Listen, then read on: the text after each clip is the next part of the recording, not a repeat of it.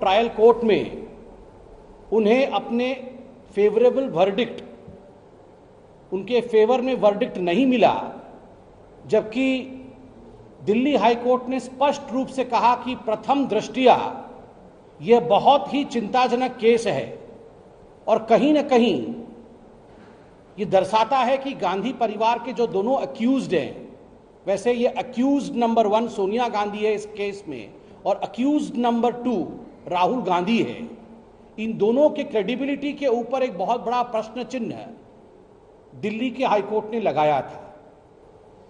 इसको खारिज कराने के लिए और इस केस को बातिल अर्थात क्वैश कराने के लिए या खारिज कराने के लिए कांग्रेस पार्टी का जत्था, पूरा का पूरा काफिला जो वकीलों का है, जिसमें कपिल सिब्बल भी शामिल थे, अभिषेक मनु सिंघवी जैसे तथाकथित दिग्गज लॉयर शामिल थे, वो सारे सुप्रीम कोर्ट गए थे।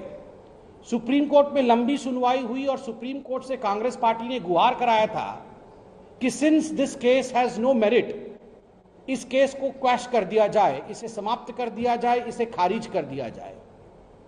सुप्रीम कोर्ट ने पूरे केस की सुनवाई के बाद अपना बड़ा स्पष्ट मत 2016 में रखा था।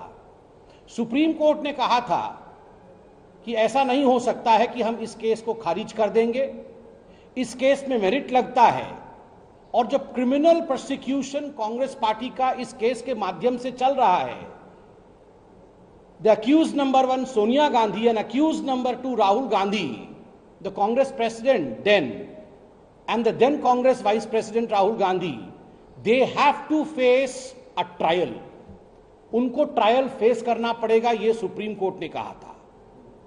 यह केस कोई भारतीय जनता पार्टी और कांग्रेस के बीच में नहीं है, यह केस हिंदुस्तान के सर्वोच्च न्यायालय के बोलने के पश्चात कि you have to face a open trial, यह केस चल रहा है। Such is the entitlement of the Gandhi family. Gandhi परिवार को लगता है कि हम इस देश के प्रथम परिवार हैं, हमारे ऊपर केस हो सकता है, हमें तलब किया जा सकता है, हमें बुलाया जा सकता है। ऐसे कैसे हो सकता है?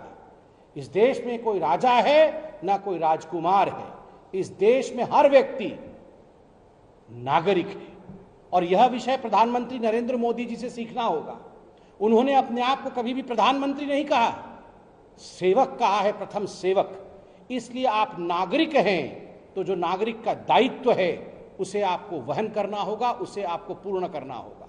कांग्रेस में आज बौखलाहट है, there is a sense of frustration in Congress party.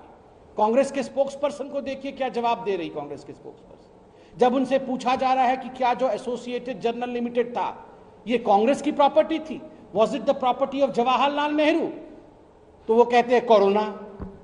The answer is AJL Congress की प्रॉपर्टी नहीं थी, ये कोई बपौती नहीं थी कांग्रेस पार्टी की, not an asset of the Congress party. 5000 स्वतंत्रता सेनानी इसमें स्टेक होल्डर थे, ये उनकी प्रॉपर्टी थी, उनका डोनेशन था। जब उनसे पूछा जाता है कि तत्कालीन सरकार ने एजेएल को प्राइम प्रॉपर्टी की लैंड दी थी, दिल्ली में, लखनऊ में, इंदौर में, भोपाल में करोड़ों करोड़ों की लैंड दी थी, जमीन दी थी, आज उन पे बिल्डिंग खड़े हैं, क्या ये कांग्रेस की एसेट है? तो इसका जवाब देते हैं एमएसएमई सेक्टर काम नहीं कर रहा है। इसका जवाब है कि ये इनकी बपौती नहीं है, ये आप और हम जो टैक्स पेयर हैं उनके खून और पसीने की कमाई, गाढ़ी कमाई का ये एसेट है, जो कि कांग्रेस पार्टी के दो लोगों ने, सोनिया गांधी अक्यूज नंबर 1 और राहुल गांधी अक्यूज नंबर 2 ने गलत तरीके से यंग इंडिया में 76% के स्टेक होल्डर के रूप में हथिया लिया है। जब इनसे पूछा जाता है कि 1057 जो शेयर होल्डर थे एजेएल के 2008 के समय, जब एजेएल बंद हुई थी प्रकाशन करने से, क्या ये 1000 से अधिक शेयर होल्डर को बुला करके आपने मीटिंग की थी? क्या आपने उनकी सहमति ली थी? ये 99% शेयर ट्रांसफर किया जब आपने यंग इंडिया को, इनसे आपने अनुमति ली थी?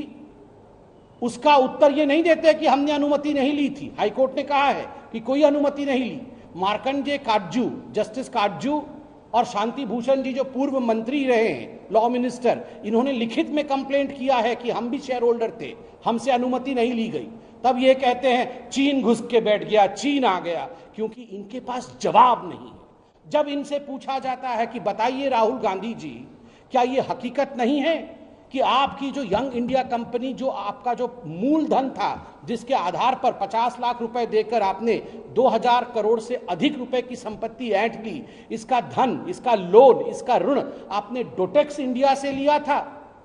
तो हमने कल न्यूज मीडिया में देखा, आप लोगों के कल जो रिपोर्टर्स खड़े थे ईडी के बाहर, वो बता रहे थे कि इसका जवाब तो राहुल गांधी दे नहीं पा रहे। डोटेक्स इंडिया से आपने लोन लिया कि नहीं, जिसको रेड फ्लैग किया था हमारे फाइनेंशियल इंटेलिजेंस ने कि ये हवाला एंटिटीज को आगे बढ़ाती है, तो उस विषय पे ये जवाब नहीं दे पाते हैं। तो ये कहते हैं बेरोजगारी बेरोजगारी। जो हम रेलेवेंट सवाल पूछते हैं उसके इररेलेवेंट जवाब दीजिए, और आप अपने आप को बुद्धिमान सोचिए। ये कांग्रेस पार्टी अगर ऐसा सोच रही है तो ऐसा ना सोचे। आज रणदीप सुरजेवाला कह रहे थे क्रोनोलॉजी समझिए, आज हम कह रहे हैं क्रोनोलॉजी समझिए।